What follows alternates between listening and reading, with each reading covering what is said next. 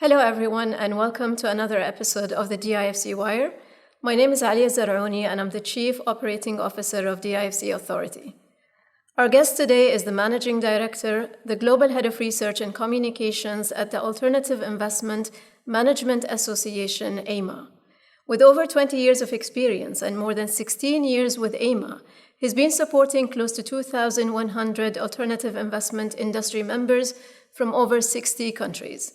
He is also a great advocate of alternative investments. Please join me in welcoming Tom Kehoe. Very, very happy to be here. Thank you so much for your time here, Alya. Thank you. Tom, it's a real pleasure to have you here on the DIFC Wire. Could you tell us more about AIMA and why is Dubai and the UAE of interest to you? Sure. Well, AIMA is a membership organization and has been set up, it's 35 years young next year actually, and it has been set up with the mutual and collective benefits of the alternative investment funds industry in mind. And our mission is to advocate, communicate, and educate on behalf of that industry, the industry that we describe as being hedge funds, private credit, and digital asset funds. And we do that through a series of dedicated engagements via our content, by our research and papers and guidance that we provide to our members, by our members for the industry, and through our events.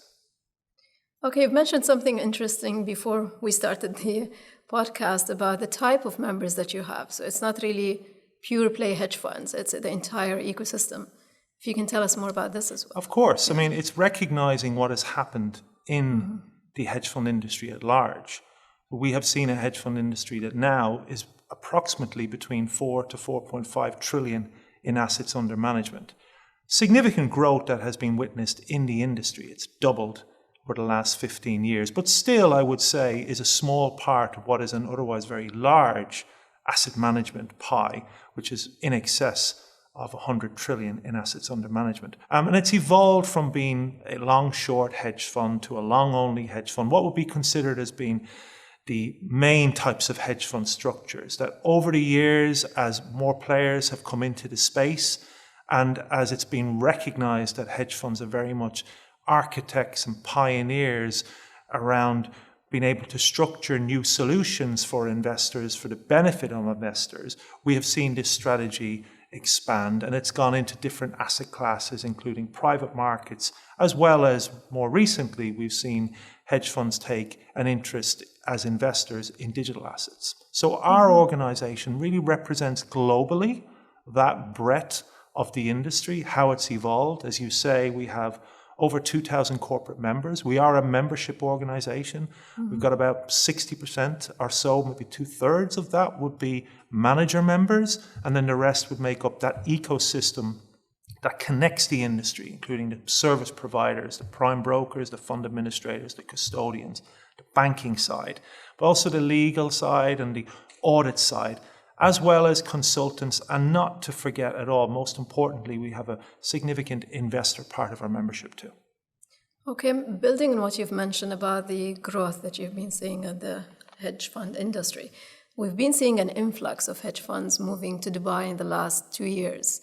Why do you think alternative investment funds find Dubai a great place to do business, and how is AIMA supporting this development? Yeah, very good question, and one that we have watched very closely. But I would preface what I'm saying in that AIMA has had a membership representation in the UAE for over 15 years. So, we have had that connection to here and to Dubai for that length of time. But like the rest of the world, we have watched with great excitement as to what's happening in Dubai and across the country. And we're seeing our membership and the wider industry coming in greater number and looking at the UAE and looking at Dubai as a real choice to set up and to think about migrating some of their business to this part of the world. A lot of the reasons for that are well documented, but certainly how we would see it and how we hear about it is that the country has really got that business-friendly approach. And you can feel the vibe here in Dubai this week. I'm here this week and I'm here through next week. And there is a can-do attitude on the part of the leadership, but on the part of the entire ecosystem to try to be able to have this country prosper and to have the asset management industry play a part in that. And hedge funds, albeit they're small in terms of that asset management pie, they're coming out in their number, because obviously it's a beautiful day today. Weather is so lovely. You've got a really safe and happy environment, but you've got that can-do attitude. So that makes for a really good blend when it comes to attracting fintech industry, but also our hedge fund industry here. Yeah, and we actually have one of the most mature fintech ecosystems in the region. And on the hedge fund side, I think today we have close to 60 pure play hedge funds in the DIFC with more than 1,000 employees. So my next question is more about the future. So maybe on your 2025 outlook, what are the key themes and key issues that are top of mind for AIMA and for its members? Well, I would say, first and foremost, given where we are today, this part of the world is becoming an increasing importance to us. And to go back to what our principles are, we work with the industry on behalf of the industry to represent our industry in order to be able to help that industry to progress and to be able to run their business as a going concern, for that benefit of the end investor, their client. And so being in this part of the world, I would expect we would be here more and we'd be more present in terms of the engagement with the stakeholders in this country to be able to have the country to continue to progress in the direction where it can continue to attract this industry and the wider alternative asset management industry here. So I would imagine that engagement will only continue, if not increase, over the next 12 to 18 months. But in terms of our overall mission, and my role as well, it's about raising awareness about the hedge fund industry. Because not a lot of people really know about what our industry does. And so my day-to-day job, but also that of my colleagues, are having people be made more aware of what this industry is and the benefits it can bring to investors, the benefits it can bring to markets, and the benefits it can bring to the real economy. And the real economy is a good segue to talk a little bit about what we do also on our private credit side. Obviously, what's happening in private markets is also growing in increasing importance and influence. And we have an affiliate within AIMA that dedicates itself towards raising awareness and advocating on behalf of the private credit industry. And that work will continue to increase, including raising awareness and educating people across the world about the benefits of private credit and providing that benefit to the real economy as well. And we have conversations in this country as well on that matter. And then other parts of the industry, obviously ESG and sustainability, we believe our industry is very much at the forefront in driving change, but also in being able to deliver solutions for investors with that sustainability element in mind. And finally, then going back to the other part of our association, the other part of our global membership is digital assets. There has been plenty of change in the last couple of years, and that's well documented. But it's having us be present with the stakeholders that matter in being able to also have the digital asset sector to continue to prosper and to benefit investors. Okay, so Tom, you've been in this industry for more than 20 years now. Maybe you've covered this slightly in your answer, but can you highlight some of the key emerging trends that professionals within this industry should be aware of? Well, I think it's again about the importance and the relevance of alternative asset management. You have the need to have to deliver solutions for people who may have pension plans or for people who have investments and the ability to be able to diversify that portfolio, particularly when you have markets that go through bouts of volatility, particularly when you have situations where we are in a year where there has been much change, and next year will also bring a lot of change. And it's being able to have that solution in your portfolio to help manage risk and to be able to help deliver returns. And we see, and in my role, at AIMA, but also in my experience, 20 years being in the hedge fund industry, I'm seeing investors becoming more familiar, right from the most sophisticated type of investor through to a new type of investor and a new stream of investors as that pie becomes more diversified. It's an awareness on their part of the need to have alternative investments in their portfolio. So that this is a move which is showing significant interest across the industry, because it really does benefit the investor in being able to have that piece of their portfolio, complementing that where they may invest in stock markets or they may invest in fixed income markets. So it's a big feature and a key trend that continues across the industry. Okay, you've mentioned also a sister affiliate that is supporting AIMA with its mission.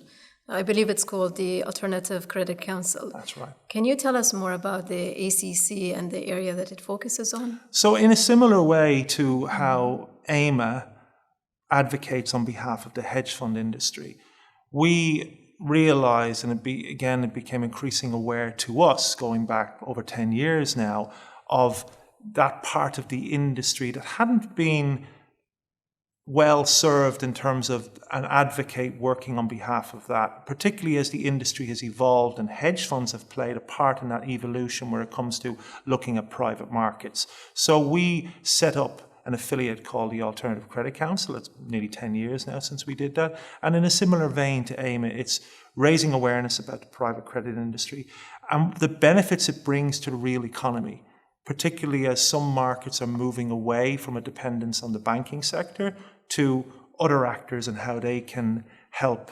investors, but also how it can help small, medium enterprises, which really is the lifeblood of the market economy, and being able to get them much needed finance and much needed support to grow and prosper their business. So we really try to provide awareness around that through, again, as like AIMA does, through a series of dedicated engagement with the membership at AIMA, which features and looks at private credit and deems that as being important to them, but also the wider industry and helping people understand, what role private credit can play going forward. So that's done through research, done through communications, content, and events.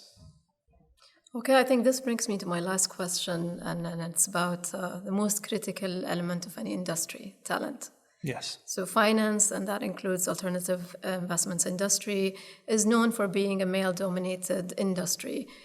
So Tom, in your honest view, how do you think things are changing, and what should the industry do to make or to become more inclusive?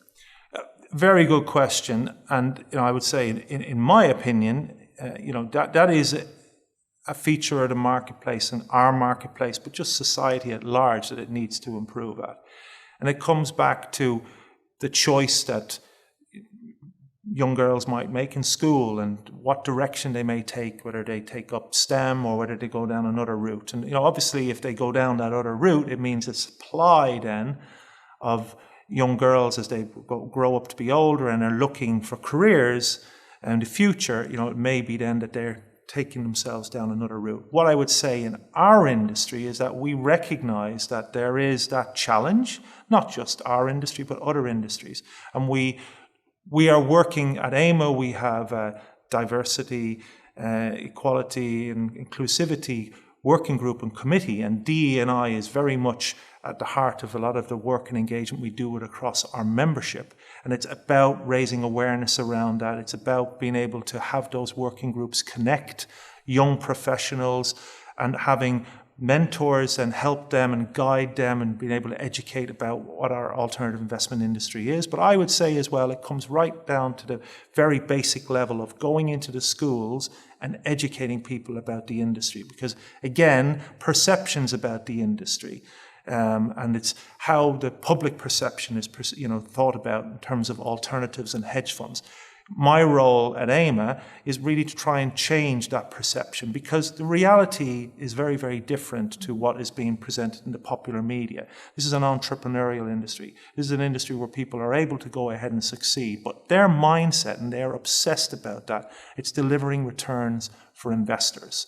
And that is across all genders. And it's more we are able to then really apply that thinking, that is going to lead to great results across the industry in all genders and all facets of society. Yeah, and I agree with you, having a more inclusive workforce will lead to more innovative solutions, more inclusive solutions as well. Entirely. So along the lines of education, mentorship, this is something that we as DIFC have realized early on, and we've been running multiple programs to support women, whether it's the Accelerate Her program through the DIFC Innovation Hub, or it's the DIFC Academy programs as well. And we've had actually a recent report issued by the DIFC Innovation Hub, which was really surprising, that mentioned or reported that 50% of all startups in the UAE are either co-founded or led by women, which I think is a great development. It's a huge endorsement, yes. Yeah. Thank you, Tom, for joining us today, and thanks for your amazing insights. Thank you for your time, and it's a pleasure to be here. Thank you.